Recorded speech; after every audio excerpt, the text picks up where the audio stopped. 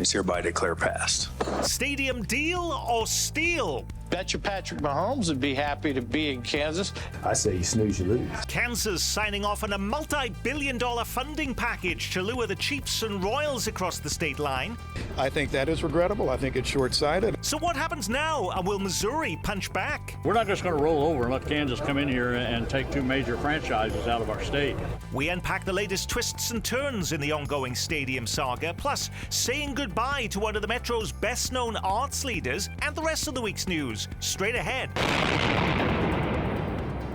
Week in Review is made possible through the generous support of AARP Kansas City, RSM, Dave and Jamie Cummings, Bob and Marlise Gorley, the Courtney S. Turner Charitable Trust, John H. Mize, and Bank of America N.A. co-trustees, the restaurant at 1900, and by viewers like you. Thank you. Hello and welcome, I'm Nick Haines. It has been a huge week of news here in Kansas City, and here to lift up the hood on the most impactful, curious and downright head-scratching headlines is former Star newsman Dave Helling, tracking the region's top political stories for KCUR News' Brian Ellison. He was the Star's development reporter before becoming Mr. City Scene KC. Kevin Collison now with us as a contributing writer to our digital newsroom Flatland. And from the helm of our Metro's newest newspaper, Next Page KC, Eric Wesson. Stadium deal or steal? This week, Kansas signs off on a multi-billion-dollar funding package to lure both the Chiefs and Royals across the state line, and the governor says she'll sign the measure. Just think of that income tax coming to Kansas and not Missouri. I mean, I bet you Patrick Mahomes would be happy to be in Kansas. He won't pay that earnings tax. Missouri is kind of known for losing sports teams. They lost the Rams, they lost the Scouts, they lost the Kansas City Kings. We can't afford to have a team that generates this kind of economic activity leave the Metroplex. I think it's short-sighted, and I think the reinitiation of the border war between Kansas and Missouri long-term will be bad for taxpayers in the Kansas City Metro. And when I signed the border war truce with Missouri, it didn't include the Chiefs. All right, Dave Helling, so what happens now? Does this mean the Chiefs and Royals are officially leaving? No, not even close. There are many, many details that have to be figured out and blank spaces filled in. As a matter of fact, the bill that passed sunsets at the end of June next year, so there is a bit of a time frame. It can be extended, but it officially sunsets in June of 2025. So there is a time frame for negotiations with both teams, but no one should doubt that this is a significant development in this long, long story of where our two professional Major League sports franchises play, and the game is afoot, as they say, with a bit of a deadline ahead. Brian, we're often told that Democrats and Republicans don't agree on anything. They can't get anything done in politics these days. But boy, wasn't this interesting? You had Democrats and Republicans overwhelmingly support this measure. And getting it done, they were out of there in less than 24 hours. Right. That was, I think, probably the most unanimous act of the Kansas legislature this entire year. Having said that, what did they really agree to, Nick? They agreed to sort of a conceptual idea that they might offer these bonds if the right agreement can be reached. There's a lot, as Dave said, there's a lot of details to be worked out. And I think you'll remember that back when we were debating the stadium tax here on the Kansas City, Missouri side, there was a lot of support until they announced where the stadium was going to go. Once you start putting the details in place, I'm not sure you're going to see that same level of unanimity even in Kansas. Thanks to our friends at the Kansas Reflector news site, we now know that the day before that big vote in Kansas, the Kansas City Royals and their top executives met with lawmakers at a steakhouse in Lawrence, wined and dined them, Eric. And there were three things that came out of them, according to the lawmakers that were there, and I thought they were kind of interesting getting your comments on that. One was, yes, we have 3 potential sites we're looking at in Wyandotte County. They said that most Royals ticket holders are from Johnson County, and here's the kicker. The team, quote, does not feel welcome in Kansas City, Missouri right now. Are those the words of a team that's using Kansas as a negotiating tactic or is ready to make that move? It sounds like it, especially they didn't feel welcomed. I think the campaign where they called, billionaires, and they made them to seem like villains. I think that was probably the turning point. Let me just say one other quick thing about the fine print in the agreement that was passed by the legislature. It's now becoming apparent to me anyway that the district around the stadium, let's just for argument's say the Chiefs, that district will not be just the stadium. It may include all of the legends, all of the shops, Nebraska Furniture Mart, Cabela's, all the outlets could be part of the district, and the sales taxes from those businesses could be used for the stadium bonds. The good news is it makes the stadium more affordable. The bad news is that's actual taxpayer revenue that will be going So for the why was ballpark. Mayor Garner of Wyandotte County so enthusiastic about it last week if he's going to lose out on Well, and he could lose out on millions of dollars if he says, in essence, these taxes from these businesses will go to a Chief Stadium and not to operations in Wyandotte County. I had Senator Haley on my radio program. He's the Wyandotte County senator. Wyandotte County, and his thing is the downtown stadium in the Fairfax district. That's where he believes that they could use an economic shot in the arm in that area. So it's not all about the legends, it's there. But one other thing that I find interesting about this is it kind of seems emotional, because some of the things that I hear and read people saying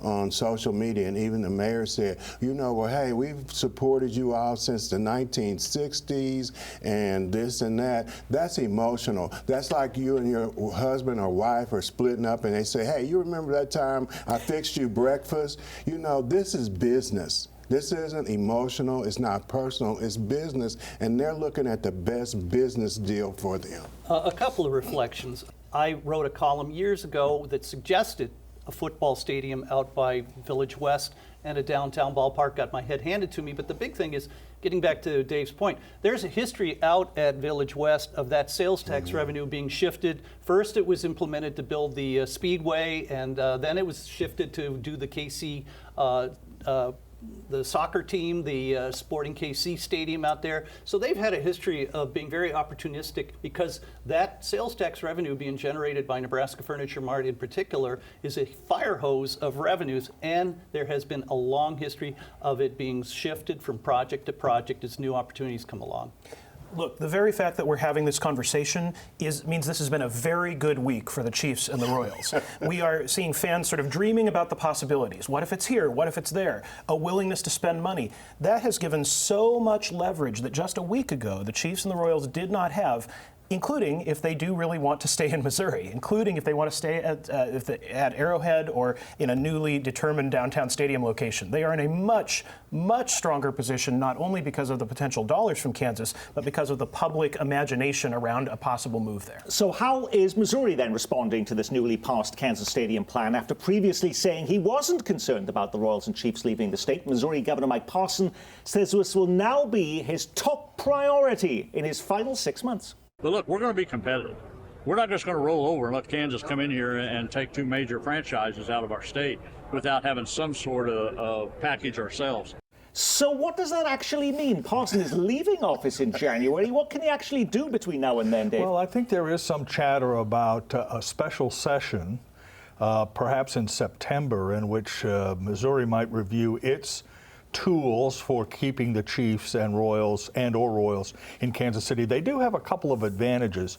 One of them is this, Nick: the Star Bonds in Kansas can only pay for 70% of the stadium. That means the Chiefs would have to pay for the rest. A $2 billion stadium, that means a $600 million investment by the team, which is double what they promised to spend in Jackson County. It may be that Clark Hunt says, you know what, I don't want to spend $600 million for a new stadium that far out. So that's a bit of an advantage. And there are other tools in the toolbox that Missouri might use. I think we've all discussed around the table. The big problem is some of those tools may require a vote of the people, and that's a pretty big hurdle. And also, by the way, we do have candidates running for governor. Mike Parson's not going to be here very much longer. Who've said they don't want to spend any money on sports stadiums. Well, that's exactly right. And also a very conservative caucus in the Senate that is not going to probably support this either.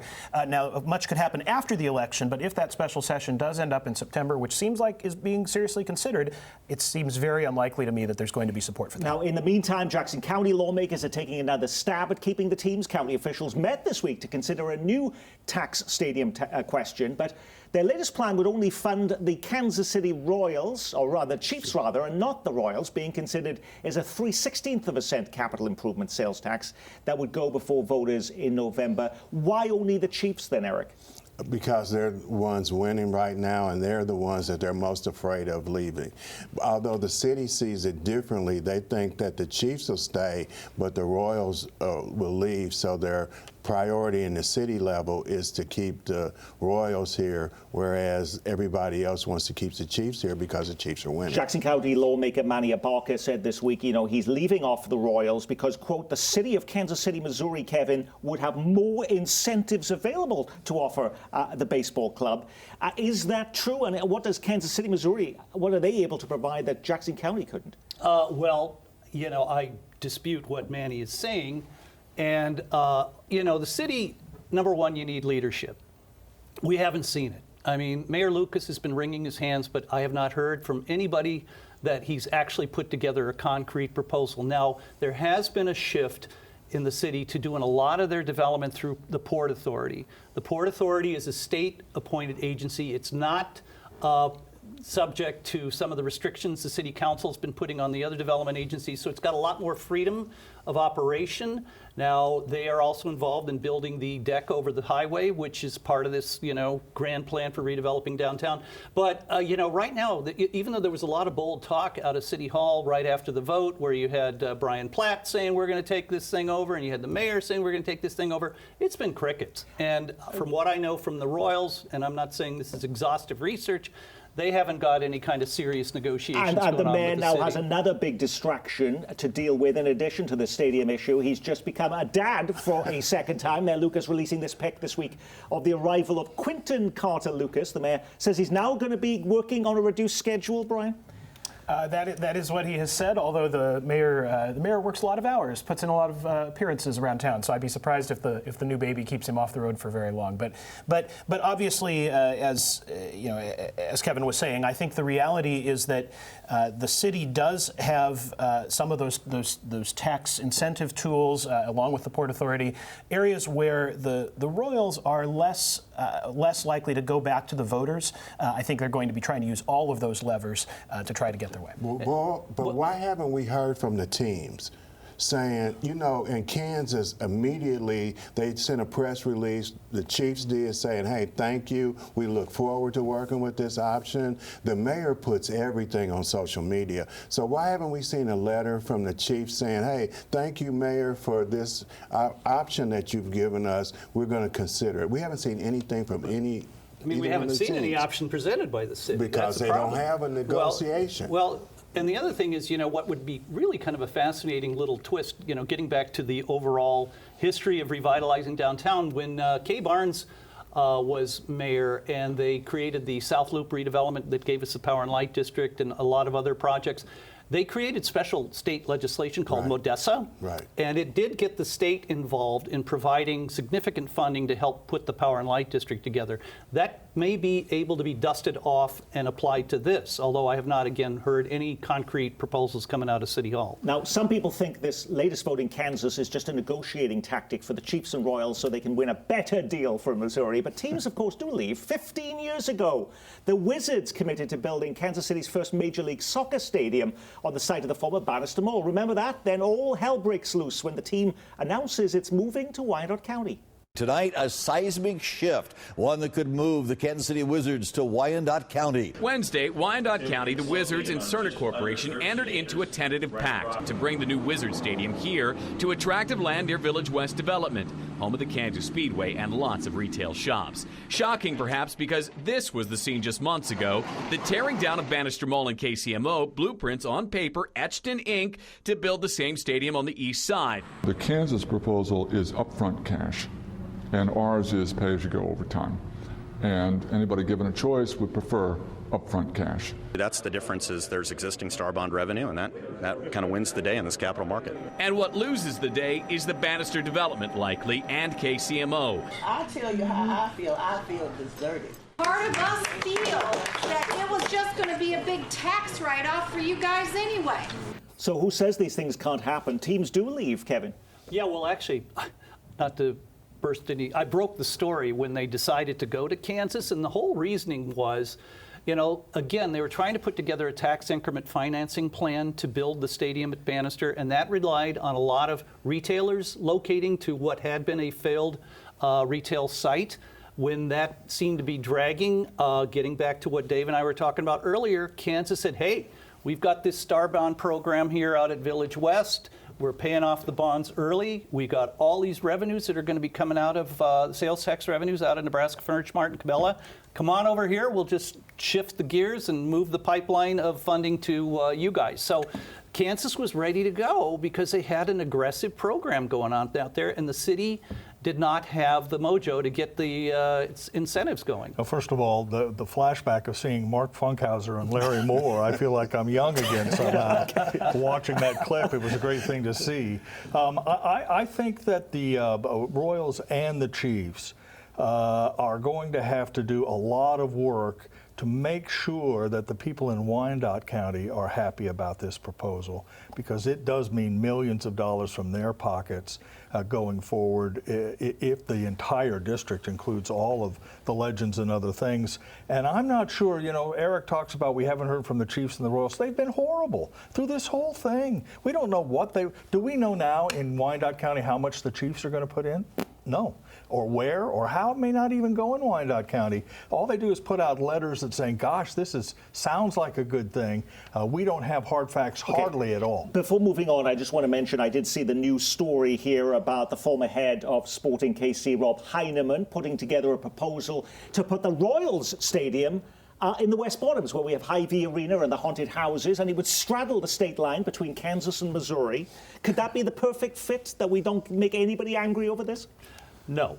Okay, why not? Well, you just mentioned Hy-Vee Arena, which was formerly the Kemper Arena, which was not doing really well in a very isolated part of downtown. You put a ballpark down there, you're going to run into the same access and other issues, and you're not going to get the spin-off redevelopment that they need to make this thing work financially. Plus the occasional flood in the West Bottoms. Perhaps, yeah. But, I mean, you know, it was a bad location for an arena, and it's even worse for a ballpark. And, again, if they rely on creating some kind of a big entertainment district to generate revenues to help pay for this thing, it's just going to be a real mess. Okay, there's lots of other things happening in the news this week. If you live in Kansas, tax cuts are on the way, while this week's special session was dominated by talk of luring the Chiefs and the Royals to the Sunflower State. The purpose of the session was to provide some financial relief for Kansas families this election year. It's important that Kansans get tax relief. It's the number one thing I hear about at the door, and their wallets are suffering. Now, Dave, you mentioned to me off the air last week that most people would have no clue if you asked them what their state income tax rate is. Similarly, most of us couldn't tell you what our property mill levy is. So what does this actually mean in real money? Is this a few bucks for a cup of coffee? Is this hundreds, thousands of dollars we're going to be getting back? The big sticking point was going from 3 brackets to 2. Most people don't know what that means and won't until every April.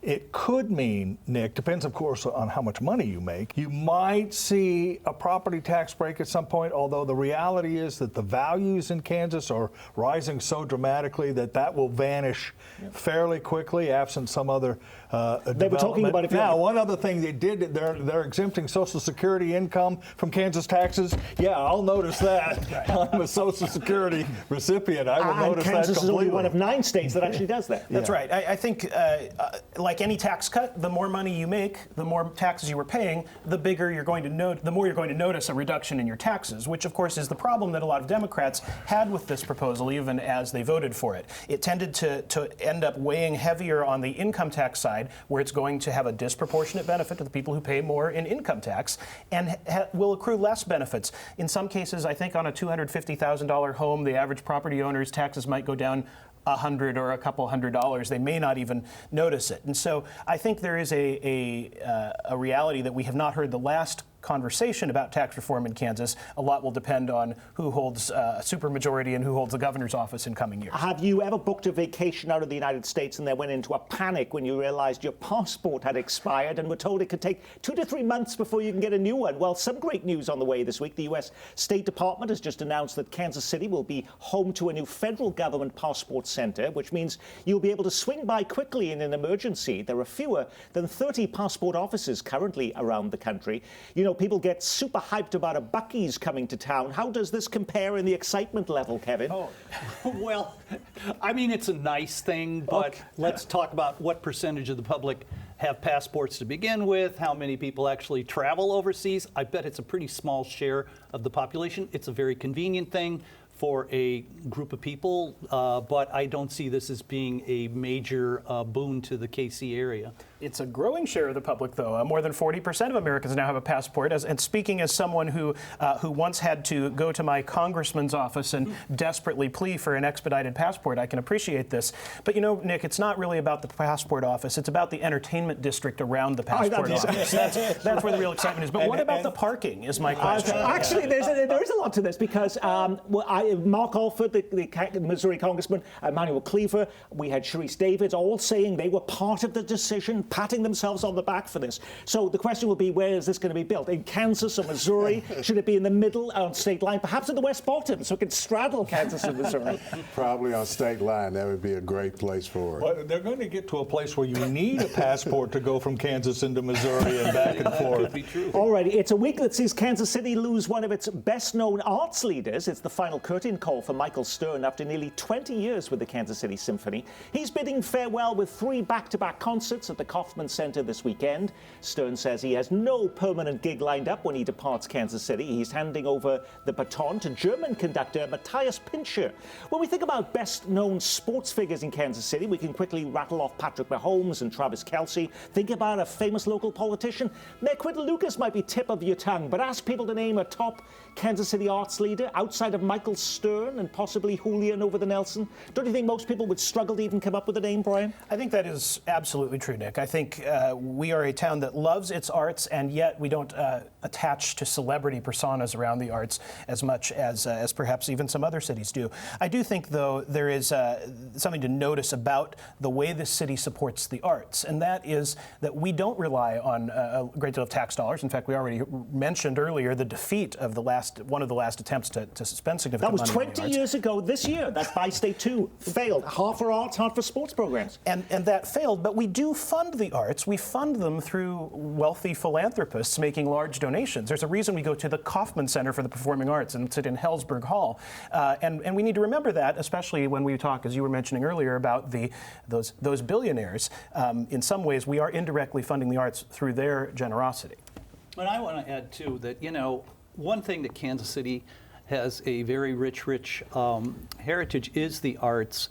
And when you look at how competition around America is going on, I would be willing to bet the arts scene, the symphony, the art museum, etc., is richer here than some of these Sunbelt cities that have been growing like weeds over the past 20, 30 years. I would be willing to bet we have a much richer art scene than Phoenix, which is probably 2 or 3 times larger than Kansas City, than Nashville, than Austin, than a lot of these cities that we're competing with for intellectual talent. And I think it's a credit to Kansas City that we have people like Michael Stern, who created a very well-respected symphony here, and Julian over at the Nelson, who's created a terrific museum. I mean, it's a good thing for our city overall. When you put a program like this together every week, you can't get to every story grabbing the headlines. What was the big local story we missed?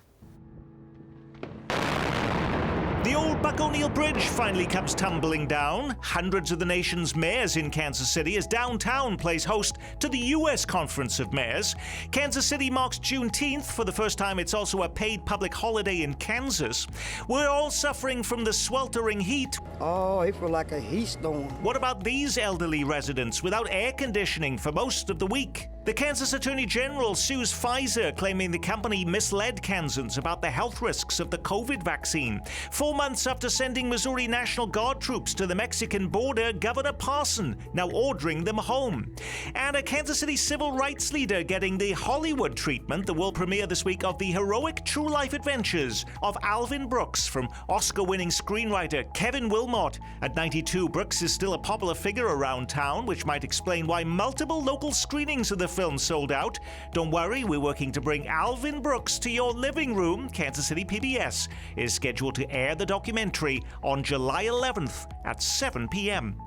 Brian, did you pick one of those stories or something completely different? The Chris Kobach, his effort to bring in the sort of social issues into court cases. What I think we're seeing over and over, and we're seeing it this week and we're seeing it in many weeks, Nick, is the use by attorney generals of court cases to activate outside political social issues that at one time would not have been seen as part of their role as attorney generals. I think in the coming months and years, we're going to see whether courts are willing to abide that practice, and much will depend, of course, on what happens at the U.S. Supreme Court in some of those cases. Dave. Yeah, can I tip my cap to a sort of a national story, the death of Willie Mays. For people of a certain age, including your humble servant, guys like Willie Mays were our heroes when we were kids. Eric. I actually agree with something that Josh Hawley said. Josh Hawley, they were talking about registering the draft, and they're starting to do that. And one of the things they have in there is women. And he said, I don't want my daughter having to register to go fight in a war. And having 3 daughters myself, I said, you know something? He finally said something that made sense. You may end up being in a campaign commercial for him now. All righty, Kevin. I do think the pending sale of the plaza, which is due to close next week, is a huge local event. For these folks out of Texas to finally, after 6 months, negotiating their way to a deal they think is going to make sense for them is critical to the future of the city. Are you confident, though, that's going to make a huge difference on the plaza? I think it's going to make a gigantic difference to have that kind of ownership, and I know they've been doing their due diligence. They've been working with the police department. They've been working with the city as far as incentives, as far as improvements to the infrastructure down there. They apparently do have some retailers that are prepared to join. I think it's going to be a major step forward. And the streetcar is going to be opening up someday. And anyway, it'll be really important for the city. And on that, we will say our week has been reviewed courtesy of KCWA's Brian Ellison and Eric Wesson of Next Page KC, Flatland contributing writer Kevin Collison, and former Star newsman Dave Helling. And I'm Nick Haines from all of us here at Kansas City PBS. Be well, keep calm, and carry on.